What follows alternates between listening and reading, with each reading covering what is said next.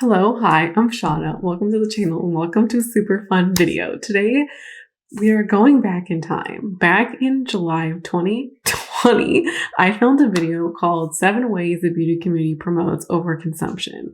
This was my top performing video until recently. Only a couple other videos have come close, and I think only one has surpassed this. So today, we're going to be not reacting, but we're going to be watching back this video and I'm going to be sharing my thoughts on all the topics that I've said and if my mind has changed. So let's get into it. The first thing I want to talk about, the number one, is the nail trend. And I've noticed this starting around 2018, that it's become really common for beauty YouTubers to get their nails done regularly, whether that's like acrylic or dip powder or just regular manicures, shellac, whatever it is, to have nicely manicured nails. And so I noticed this the most starting in 2018, and I can definitely see some benefits to this if you're a YouTuber, that your fingers are always nice and polished and ready to go to do product shots or things like that. Okay, I feel like I have to talk about this because I've had a couple people get into my DMs angry about the fact that they've seen me wear press-on nails. And I've gotten some nasty comments about it, and I'm like, but why? Like, why? We're just gonna I haven't really talked about this, which is why I'm gonna bring it up. Back in 2021, I got into a shopping spiral and I bought roughly, I think it was 8 pairs of nails from Static Nails. I'm still to this day trying to finish them. I have 2 pairs left. That's what happened. Like, that's the tea. I was in a very bad emotional place and I spent a lot of money. I can even remember the event that kicked the whole thing off. It was rough and I coped with buying stuff. I'm not trying to excuse my behavior. That's what happened. And now I'm still, I spent a lot of money on these and I'm trying to use them. And so since owning them, I've been trying to find ways to use them. And I have actually, when I was shooting content for Anna Luisa, when I was had to do close up of my hands for rings and stuff like that, I did put on press on nails for that. And it was a good way to use them up. Will I buy them now? On occasion, for sure, because I think they're hella cute and I get confidence from them. And I think now I kind of get it a little bit more than I used to. If you're making money off of YouTube and you are constantly doing product shots, as somebody who has done close-up and product shots, I've seen my nails look ragged and makes me cringe a little bit just because I don't always pay attention to them. And then when you notice, you notice. Will I start a regular nail habit? No. But will I indulge them frequently or every now and then? Probably. Like that. And I could also see it being nice if you have money or you budget it for it, or it kind of fits into your beauty routine that you have money for. With that said, getting your nails done regularly is extremely expensive. Where I live, to get a minimum of 50 Canadian dollars per go. And there's a lot of variance of price here, depending on where you go and what you're getting done. So I don't know how much people are paying. And I'm not trying to money shame anybody here about how somebody spends their money. But to me, I'm thinking about it. If you're spending $100 a month on nails times 12 months, it's $1,200 for a nail budget. To me, that's extremely expensive. The problem, I think for me, I still stand by what I'm saying here. If you budget for this service, then it's not a problem. Yeah, I think I personally cannot swallow a $1,200 nail budget a year. I can't. For me personally. For me, isn't that somebody likes to get their nails done. It's that I've personally been influenced by this. And I would like to know if you have too, because I saw this enough and I liked the look of them that I was thinking, well, maybe I should get this done too. and I really thought about it. But the thing is, I don't have the budget for it. It's an expensive added beauty expense that's generally not necessary. And it's become normal to see all kinds of people on YouTube in the beauty space have fake or really manicured nails. And I personally saw this so much that I wanted to do this too. Society puts beauty expectations onto women. And so this, I think, is where I'm now a little confused as to like why people have gotten it twisted that I'm like a sellout for the nails. Because I said in this video that like this is actually something that I've wanted for myself and I've been influenced to do this. I also really want to highlight now, I've seen more and more people of all different economic means get their nails done at the salon. Like people who are making, like people who are students and are conceivably not making a lot of money, and people who are making a lot of money. And I just feel like it's become socially more important than it was 10 years ago. That is, I think, ultimately one of the comments I'm trying to make. Sometimes we internalize them. I've internalized them about looking specific ways or wearing makeup at specific times. And it's frustrating to see other things kind of go on that list and normalizing more time and money on beauty. Oh yes, let's now get into the Sephora VIP sale. Number 2 is the Sephora VIP sale. I've talked about this before and I'll link my video to it. The Sephora VIP sale has become a foundation or a rallying point of the beauty community. I feel as though creators normalize the VIP sale. They hype it up and they fan the fire by doing their recommendations and their VIP sale hauls, but also okay, so I think I'm going to skip over this one only because I've talked about this a lot on the channel and I have made videos. I made one this year, one last year. I've made a few since then and I don't really feel like I have more to say since those VIP sale videos. It's definitely very timely because the VIP sale is coming up. It's right around the corner. So I'm just going to go to item number 3. Number 3 is trying to try. I've heard a lot of YouTubers talk about wanting to try something because of a very specific formula or a color or just a brand. Even a category of product. As a personal example for me is Glossier. I bought from Glossier to try the brand. I heard about the brand, so I wanted to try it. I liked the way it looked on people, so I wanted to try it. Even Natasha Denona, I've wanted to buy Natasha Denona to try the formula. Everybody talks about Natasha Denona formula. And I saw so much of this trying to try behavior. I think that the VIP sale can really promote that. I really want to try those Fenty palettes. I think I'll try them. I wanted to try this lip gloss formula. I'm going to try it. For me, I took on this behavior that I saw all around me. And I began to think that way too. And so it's not necessarily trying something new because it's new, but trying something just to try it. Okay, so I still feel really strongly about this one, and it's one that I still see today. It hasn't gone anywhere.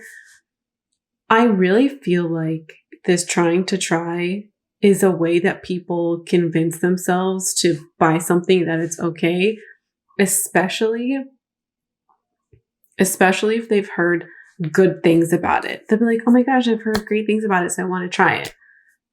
I'm sorry, but like, in my opinion, that's not good enough to buy a product. I'm just talking about my own standards. However you want to buy a product, go for it.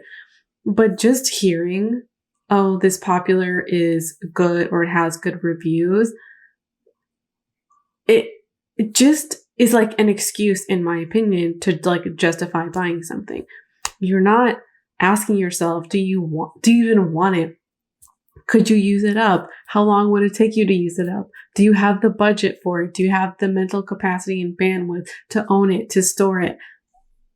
Do you have good evidence that would suggest that you would use this and enjoy this product? Trying something because you've heard good things about it doesn't actually mean that it would be a great fit for you. I bought a lot of stuff that's a waste of money for that exact reason. Tinted moisturizer, BB cream, and CC creams, classic product for me. And when we think that way, whether it's me or you, there's no expectation beyond the try. That's why I think this is so damaging. Even to try a trend. Yellow or like neon eyeliner, purple eyeliner was popular a few years ago. Or tie-dye is popular now. Or particular color story. Trying something for the sake of trying it. Okay, this is what I think makes the beauty community, or like what's shitty about the beauty community or any space that involves consumption. When you are trying something because you want to try it for the sake of trying it, you don't have the lifespan of the product in mind or anything other than the first try. Like I said here, when you are on YouTube, you are a role model, whether you like it or not, and you are role modeling behavior to your own community, and you are normalizing this behavior. And this is what feeds into the buy it, declutter cycle and the feeling of overwhelm that almost inevitably comes when you overconsume something, because you haven't thought about longevity of your product in any way, or your purchase in any way. That's why you hear these beauty influencers be like, oh, I feel so overwhelmed, and they declutter and they feel so much better. This is one of the hallmarks for that problem. This is why it is a problem and why consumption is so bad. It's because it's a way to mindlessly purchase stuff and a way to really indulge yourself, our whims and our wants. Just means that for me, you're not thinking about the lifespan of the product, and there's absolutely no intention of finishing it or doing anything besides trying it.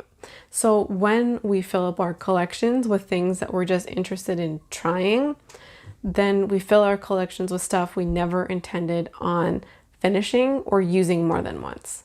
Because a try to me is just one time. So we could use it a couple times because, you're into neon eyeliner and you want to wear it a couple times, but the try to try is nothing more than that. Are these products for me? Is this brand for me? Is this price point for me? And do I need any of these things? Trying in itself, I feel as though is interesting and fun because we're not asking ourselves to think about our needs. Because it's not about needs. It's just about trying. I feel like I've said that word so many times. So I think it's wasteful financially and for the environment. Again, there's no long-term purchase. There's not even like a short-term. There's no real thought about the product other than the try. It becomes a problem when we have large swaths of the community thinking like this, but it can also be a personal problem when we have entire collections or huge parts of our collections. Okay, I have to jump in here. I recently did a post on Instagram where I talked about the approximate lifespan of my makeup, what I currently own today, which my collection is at least a third smaller than what it was at the time of this video. Some parts of it are roughly the same. Others, like foundation, powder, concealer, are less than half of what they were. So what I did was I estimated how long it would take me to use up categories of makeup. I have approximately 45 years worth of eyeshadow, approximately 32 years worth of blushes, approximately 29 years or 33 years worth of lipstick, just as an example. But other things like foundation, I have about 12 months worth of foundation, probably less. Actually, probably more like, I would say 9 months. I believe I will finish all of my foundation before the end of the year. We have makeup lasts a long time. And when we are trying to try, we are not factoring in the lifespan of our products or how our opinions change on stuff. Our opinions change all of the time. Honestly, I think every 2 to 4 years is when our style, I'm going to call it our style, evolves. Hallmark examples: liquid lipstick, foundations, eyebrow shapes and textures. All of those things have drastically changed from now till 4 years ago. Your style might not have, but mine has. When we are not conscious about the lifespan of trends, the lifespan of our preferences, they don't last forever. And when we're not having any kind of eye to that, we build up these massive collections of our tastes of the moment that will expire most likely at some point in time before we've gotten through the product. And it's so normal to have products leave our collections through decluttering. Like decluttering is so wildly normal in beauty and fashion spaces that people don't even think about that concept about like, should I, or how could I stop decluttering, or how can I reduce my decluttering?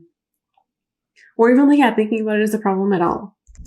The next one is normalizing never or rarely finishing products. When folks have ginormous beauty collections, you can't finish anything, even like 25% of your collection. And at that point, makeup doesn't actually become a thing of using it. It becomes a thing of collecting. This is so incredibly wasteful because I think that a lot of these habits can like pile up and lay together where we don't think about our products. Like if you're doing a haul, you're just interested in like trying new stuff or trying to try. Or there's other kinds of ways where we're just interested in the high of buying or the high of trying. And we don't think about more than that, beyond that. How am I going to recycle this product? Am I going to use this up? Do I have this? Honestly, I think what's making me think about is normalizing waste. Like we are normalizing, or what is normal is being storage containers. Yes. And we normalize, or we just like promote almost like thoughtless or mindless consumption and like kind of benchmark. Like that becomes the benchmark. And one thing I mentioned a couple weeks ago, if not months ago at this point, that I think is worth reiterating here, you are not a beauty guru. I'm not either, but I also make money off of YouTube, and I also can claim channel purchases on my taxes. And I have last year, and I will this year. And my earnings on YouTube are enough to make a difference financially. So while I do make something, I can't say that I've ever been like, oh yeah, the fact that it can be a tax write-off has never incentivized me to make a purchase, but I still get something that the average person doesn't get. And your beauty YouTube, your friendly neighborhood beauty YouTuber is also getting PR. It's also getting sponsorships. And these are factors that they can take into their own consuming lives that you can't. And so emulating it, or even shopping, I think we are less interested in emulating the beauty YouTuber now in 2023, but I still think we can be sucked in and pulled in to other people's lifestyles. Even any interest in using this. And habits. I mean, like, don't come for me because you're somebody who wants to do a full face of Hourglass or e.l.f. Do you need to buy the eyebrow product you know you're never gonna use again? But anyways, buying in excess, buying in bulk. One thing I want to add now, we're almost 3 years later. I was influenced by the habits of other people, and I, at this time, wasn't fully recognizing what I was seeing as habits, and also how it infiltrated my own and kind of meshed with my own habits. It also really screwed with my gratitude. I was mentioning here, always wanting more and more and more, and always having my eye to something new. I was unhappy when I filmed this video and in the life that I was leading. And one of the reasons was the lack of gratitude. You can't be grateful for things you're like not even considering as things. If you're not even looking at your stuff and you're always looking at other things, you can't be grateful for what you can't even acknowledge. And that was a huge problem that the concept of gratitude was something that never made into this video. If I were to remake it in 2023, we would talk about gratitude all day long. But if you've been to this channel before, then you've already heard me talk about gratitude. If not, I have videos. I'm going to link them. Overconsumption screws with your gratitude and your self-perception. 100%.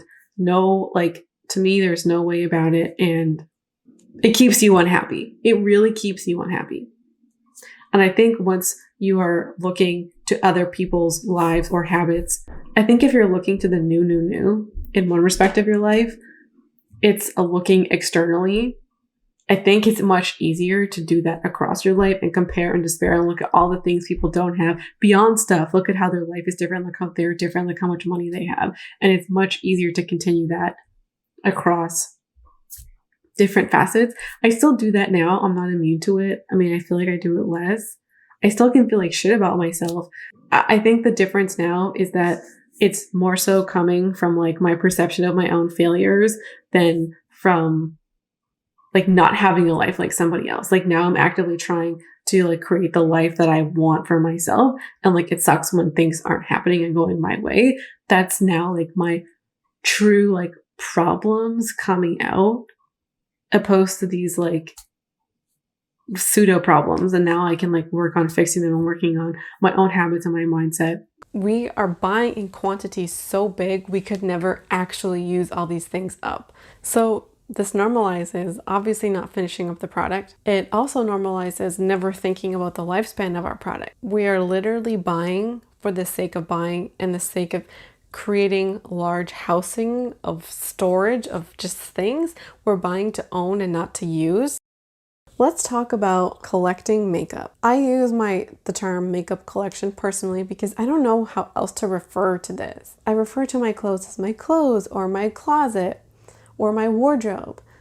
I don't know how else to call my makeup than like my makeup collection. Makeup collecting, this kind of has irked me for a long time because it absolutely normalizes and promotes ginormous collections. And here's the thing, like if you're somebody who wants to have $1 million worth of makeup, be my guest.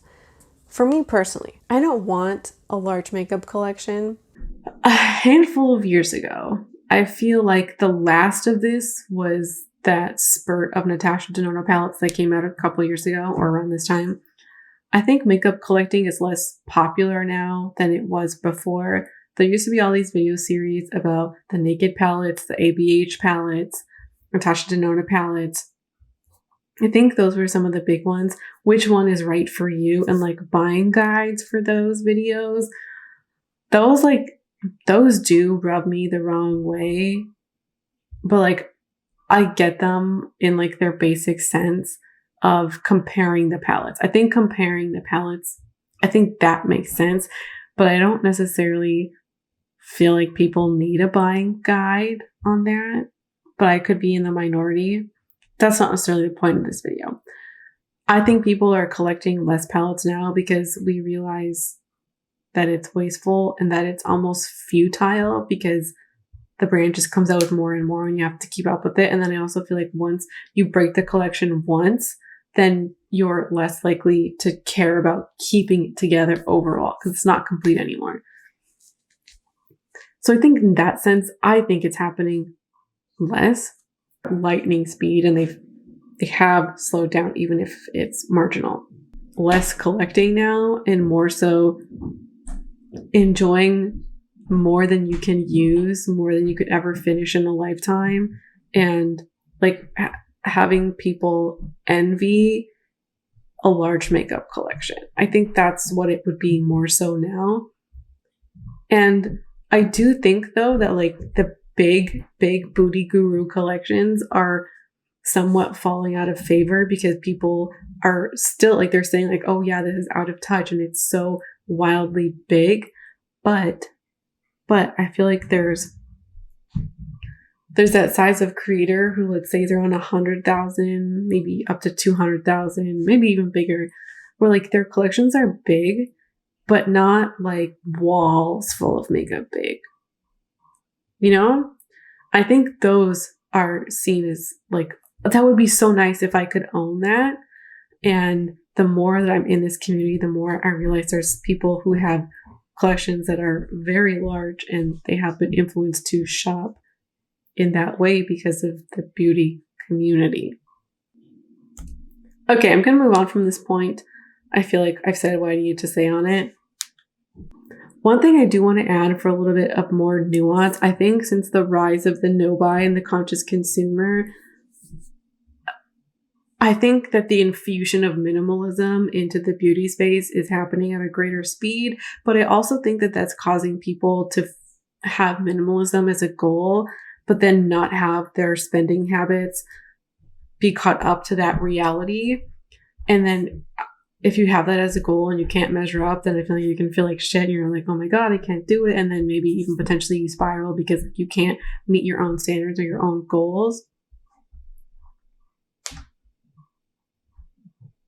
Next up, sprucing up your collection, refreshing your collection. I often hear of this with the change of season. Often this implies trying a trend or getting a product or doing a haul of colors and items that really belong to that season. We're in summer now, so this could be buying coral, pink, or orange lipsticks, or similar colors worth of blush, or similar colors worth of eyeshadows. Whatever kind of color story speaks to you for that season. I also hear it around like hauls, why somebody makes a haul, and also why somebody might purchase from a VIP sale, that they wanna like spruce things up. They wanna refresh their collection. And what this does is it normalizes using makeup to cure your boredom. It normalizes wanting to want stuff and never being okay with who you are and what you have right now. If you can never be okay with what you have, it means that you're always going to want stuff and you're always going to be looking out for more. And truthfully with this one, I'm not out of this either. It's something I've noticed and I've wanted to do this too. In my no-buy year, I wanted to purchase stuff because I'm feeling stale. I've lived with this collection, this iteration of this collection. I haven't purchased any makeup since November or December, and I'm feeling kind of stale and bored with it. And that means that I have never used makeup in a utilitarian way. And I've always I feel like this was the gateway into me talking about makeup boredom, gratitude, and habits. Because I have since expanded on this exact thought in videos, and I've talked about makeup boredom and like how to combat it, and just being bored of what we have as one of the central ways that we buy makeup, buy more than we want. Here is what I would add to this in 2023. How we respond to boredom is a habit. We have built up habits over time, positive or negative. So if you're bored and what you do in response to that is buy something new, that's the habit that you've created. And the more you do it, the more you reinforce that habit. And you can just feel that itchy sense of like, I need something, I need to buy it now. And also, if you do it every season, let's say, then there could also just be this like automatic autopilot thing where you're like, oh yeah, it's spring, new season, time to buy new makeup, new clothes, I gotta go do my hair, etc., etc. That was me.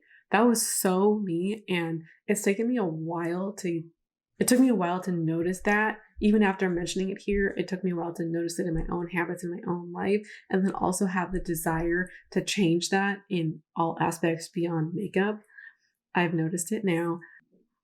And I think when it comes to seasons, like I've talked about the habit loop a few times recently, cue, craving, response, reward. I think the cue is not so much like an emotion, but I think it's the environment. I think this would be an environmental cue.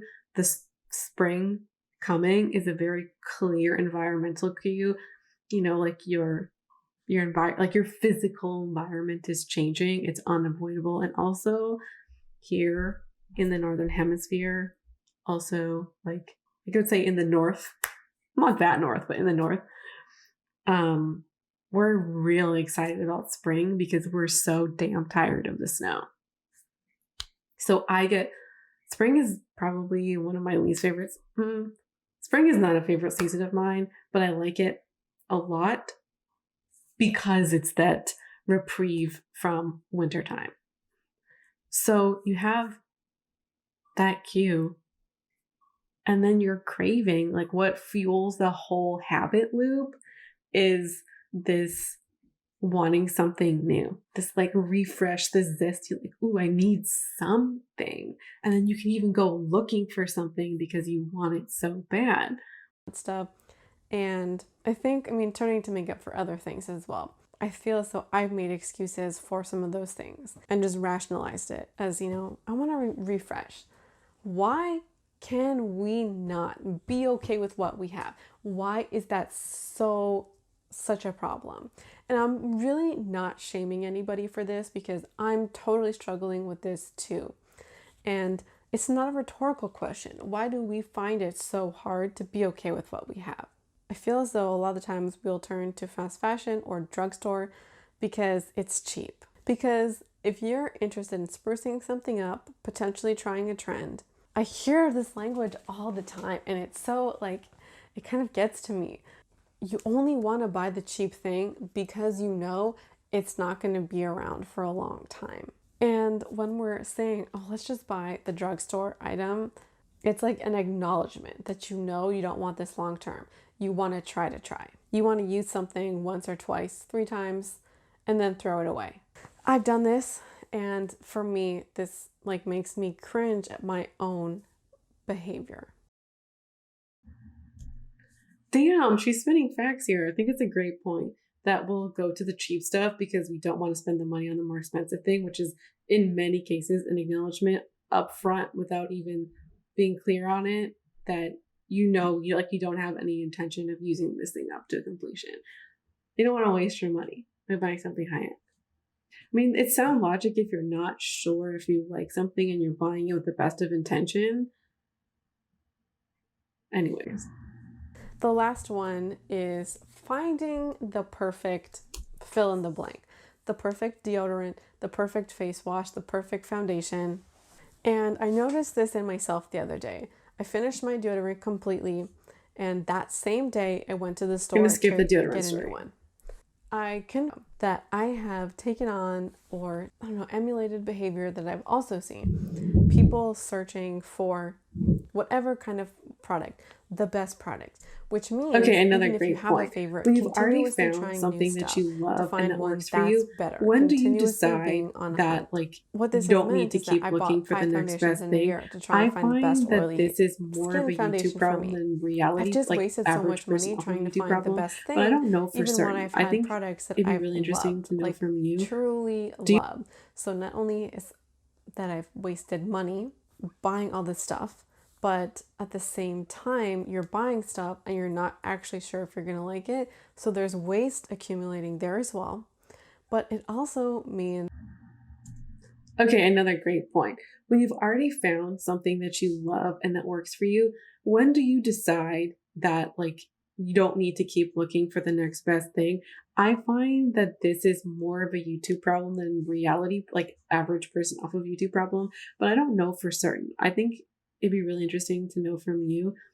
Do you still do this? Like you found something that you love, eyeliner, mascara, foundation, but then like you keep looking for something even better?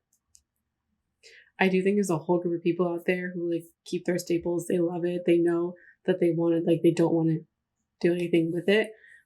I think what I've come to just personally for that happy medium, so I'm not just chasing even better, setting myself up for failure.